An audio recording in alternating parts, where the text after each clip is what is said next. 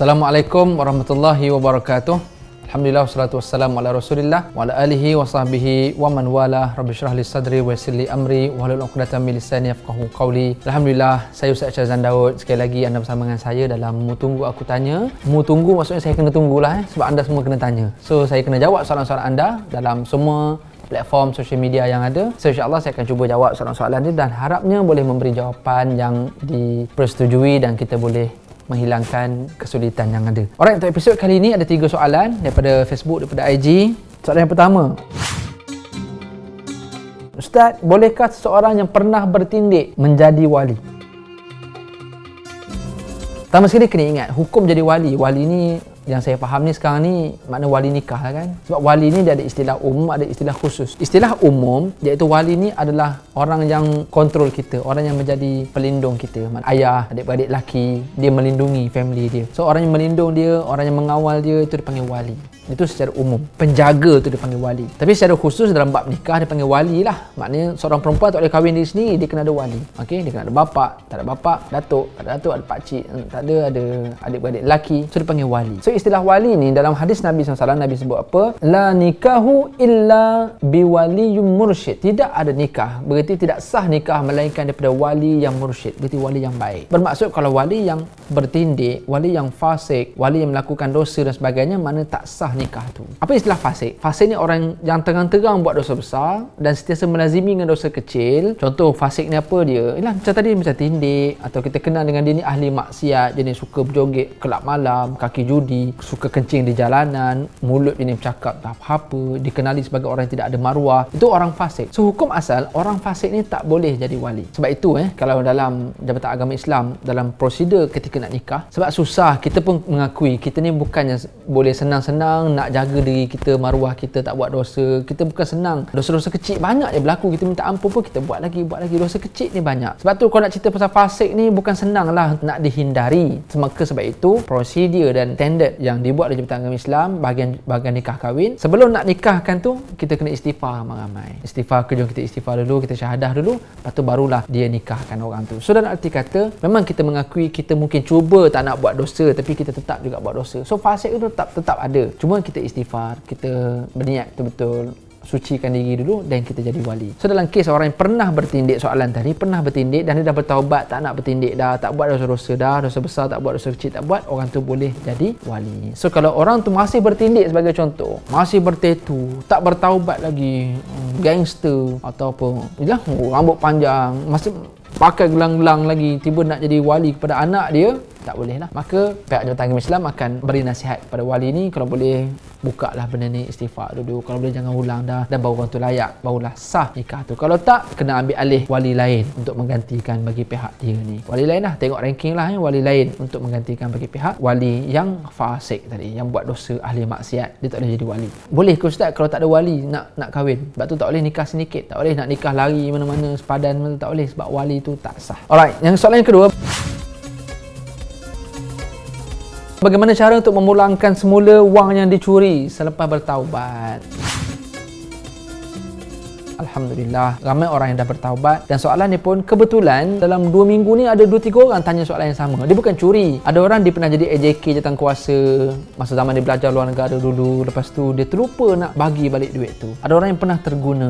Ada orang yang memang pernah ambil tapi dia nak pulang balik. Sekarang ni dia rasa bersalah, dia nak pulang balik. Macam mana cara nak buat? Yang pertama, kalau dia boleh cari orang tu yang dia curi, atau orang yang dia pernah terambil, atau agensi yang dia pernah salah guna duit dulu, dia nak pulang balik. Kalau dia boleh cari, better dia pulangkan. Tapi kita berhelah, bukan tipu, kita berhelah demi menjaga maslahat, demi menjaga keaiban dan sebagainya. Sebab kita takut kalau kita tidak berhelah, kita direct je minta maaf lah, dulu aku curi duit engkau. Takut dengan sebab kita cakap macam tu menyebabkan hubungan kita jadi renggang, orang tak percaya kita. Maka elok jangan cakap, kita berhelah, minta maaf lah man, ni duit ni dulu duit engkau, tapi ada orang bagi kat aku terlupa bagi dekat engkau masa tu, aku pun dah lupa dah benda ni, cuma aku nak pulangkan balik lah. Kalau kita boleh buat macam tu, lagi baik. Kalau mudah cerita zaman hari ni, kita berhelah bagi tu, man, bagi akaun man, boleh tak aku nak pulang duit, aku rasa aku pernah pinjam dengan kau, asalnya kita curi, tapi sebab Kerana kita bertaubat, bertepun dah lama, dia pun mungkin dah lupa benda tu. Aku ingat ni aku pinjam daripada kau, cuma kau mungkin lupa. Ni aku nak pulang balik. Dia pun bagi tahu je tu, minta nombor akaun dia, kita transfer. Kalau boleh buat macam tu. Kalau tak boleh buat macam tu, kita tak boleh nak direct, takut berlaku benda-benda yang tak elok, mafsadah,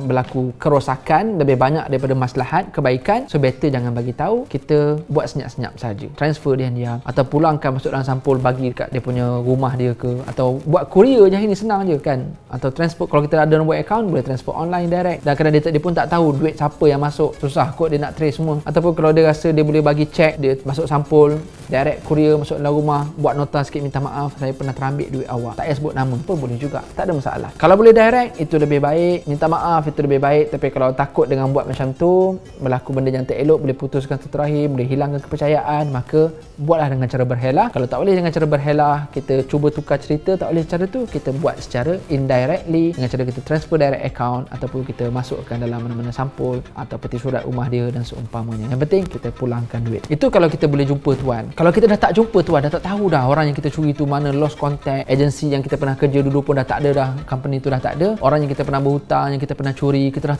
tak jumpa, cari pun tak jumpa. Okey, cadangan saya pertama announce dekat media sosial, siapa yang pernah saya terambil duit, atau saya pernah, gunalah bahasa yang tak tunjuk kita curi, ataupun saya pernah berhutang, sekarang saya nak bayar balik, tolong hubungi saya balik. Dan kita cari pun tak jumpa juga. So macam mana cara ni? Yang terakhir adalah dengan kita salurkan duit itu untuk kegunaan dana awam, mana masuk masjid, masuk ke badan kebajikan yang dia buat jalan raya, dia buat sekolah, dia buat jambatan, untuk kegunaan awam. So jangan guna duit itu untuk kegunaan peribadi, guna untuk kegunaan awam. So dengan harapan bila orang lain guna, so saham yang orang guna ke pahala kebaikan tu mengalir kepada orang yang kita ambil duit dia tu.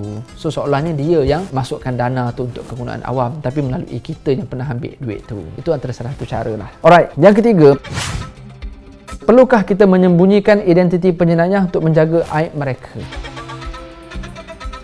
Kalau jenayah itu dibuat secara terang-terang, ya memang nak sembunyi macam mana? Memang dia dah buat terang-terang, memang dah kantoi pula, so dah tak boleh nak sembunyi. Cuma isu sekarang ni, dia buat tu senyap-senyap. Cuma oleh kerana dia buat senyap-senyap, kita je yang tahu, maka kita tak boleh nak hebohkan, tak boleh nak hebahkan untuk tidak membuka keburukan dan keaiban dia. Dalam hadis Nabi pernah sebut, man satara aiban muslimin satarallahu lahu yaumal qiyamah. Siapa yang menutup keburukan, keaiban saudaranya pada dunia ni, Allah akan tutup keaiban keburukannya pada hari kiamat. Sebab sekarang ni kalau kita viral sekalipun, berapa ribu orang tengok. Hari kiamat nanti semua makhluk Allah akan tengok. Lebih better kita tutup. Kalau orang tu buat jenayah secara sembunyi-sembunyi, kita tutup. Kerana dengan itu, kalau dia takdirkan satu hari, na'udzubillah, kita juga buat silap, kita buat keaiban, buat kesilapan, buat benda yang buruk, harapnya orang juga tutup keaiban kita. Cuma dalam kes, kalau orang tu dihukum, memang dah sah dia ni bersalah, dalam kaedah Islam ada satu jenis hukuman namanya hukum ta'zir. Hukum ta'zir ni iaitu pemerintah akan announce atau akan sebarkan penjenayah dan buat hukuman depan publik, supaya nanti orang lain